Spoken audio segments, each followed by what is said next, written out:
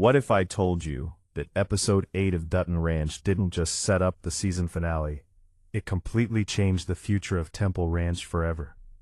A shocking betrayal, Carter hitting rock bottom, Beulah making the biggest decision of her life, and a final phone call that proves someone we all believed was dead is actually alive. This episode answered several questions, while creating even bigger mysteries heading into the finale.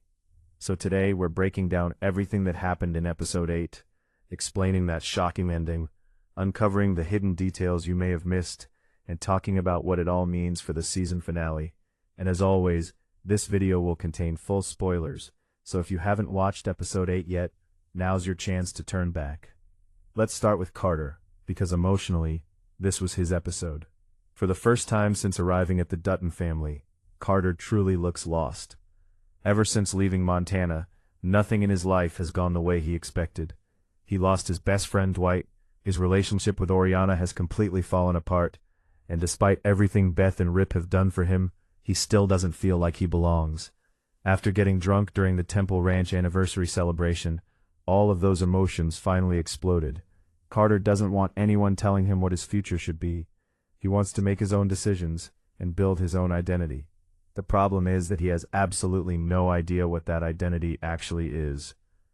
Throughout the episode, we watch Carter fail at nearly everything he attempts. While working on the ranch with Rip, he keeps making mistake after mistake.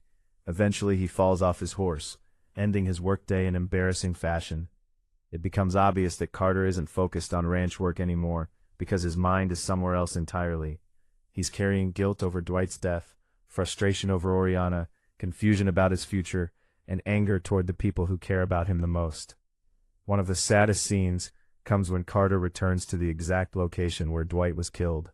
Instead of finding closure, he finds more uncertainty. That's when he approaches Sheriff Wade and asks if he can work with the sheriff's department. On the surface, it looks like Carter suddenly wants to become a deputy, but that's not really what this scene is about. Carter isn't searching for a career. He's searching for purpose. He's desperately trying to become someone because, at this moment, he doesn't even know who he is anymore. Sheriff Wade gives him one simple answer: "Go home, son. There's nothing for you out here." That line perfectly captures Carter's situation. No matter where he goes, he still hasn't figured out where he truly belongs. He's trying to escape his problems instead of facing them. Meanwhile, Beth is watching all of this happen, and for perhaps the first time in a long time, we see a completely different side of her. Beth has always been tough, fearless, and emotionally guarded, but Carter changes that. Even though he isn't her biological son, she loves him like family. She's terrified that she's going to lose him.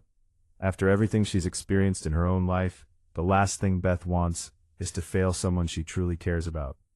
Carter asking for space hurts her deeply, because she believes she's somehow letting him down. Rip handles the situation differently. Instead of yelling or punishing Carter, Rip gives him another opportunity to prove himself. He reminds Carter that life's greatest lessons don't come from success, they come from failure. Rip knows exactly what it feels like to hit rock bottom, because he's lived through it himself. Unfortunately, Carter can't see that right now. Instead of appreciating Rip's patience, Carter lashes out, even acting like he wants to fight him. It's a shocking moment because Rip has done everything possible to help him.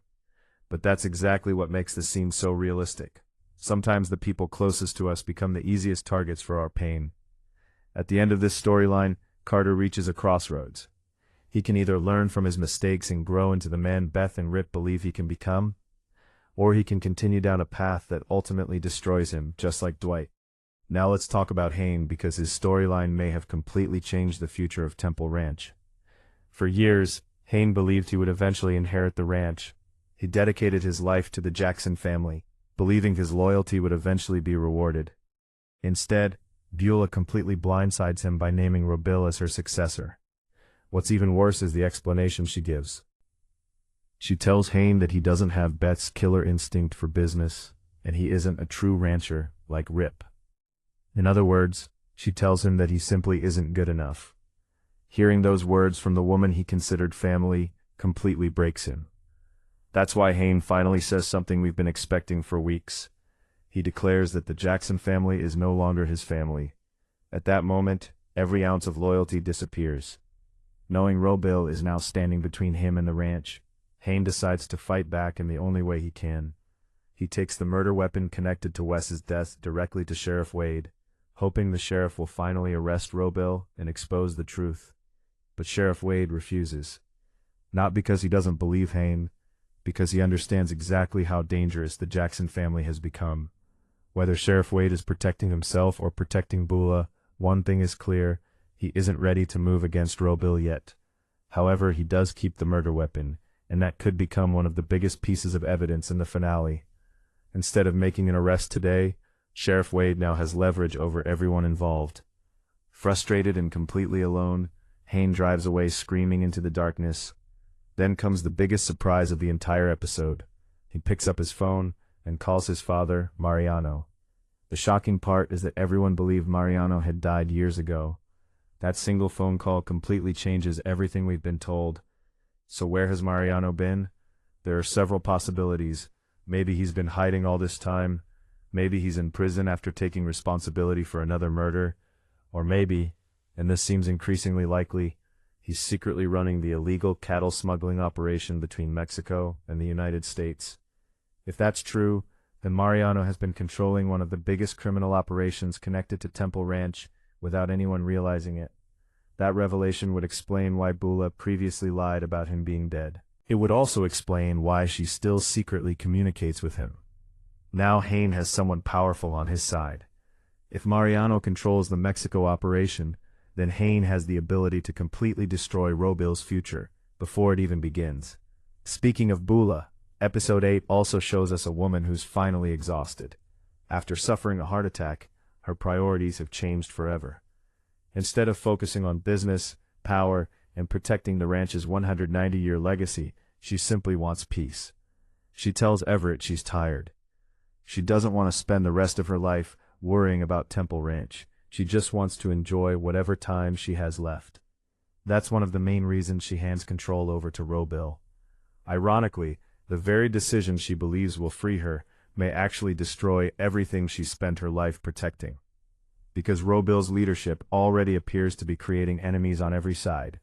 Rip doesn't trust him, Beth doesn't trust him, Hain openly hates him, and now Mariano could become another major threat. Temple Ranch has never looked more vulnerable. Another emotional storyline involves Everett. After nearly losing Bula during her heart attack, he realizes that life is too short.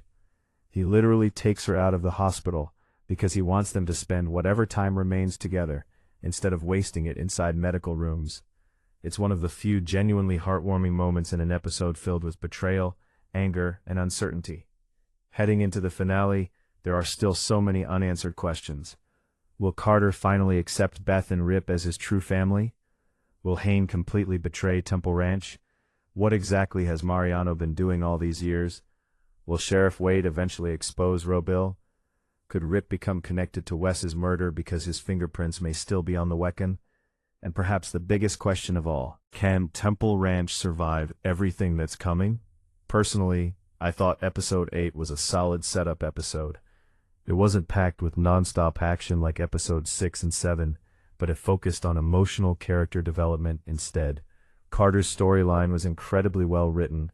Beth delivered one of her strongest emotional performances of the season, and Hain's betrayal finally pushed the story toward what should be an explosive finale. The cliffhanger involving Mariano was easily the highlight of the episode.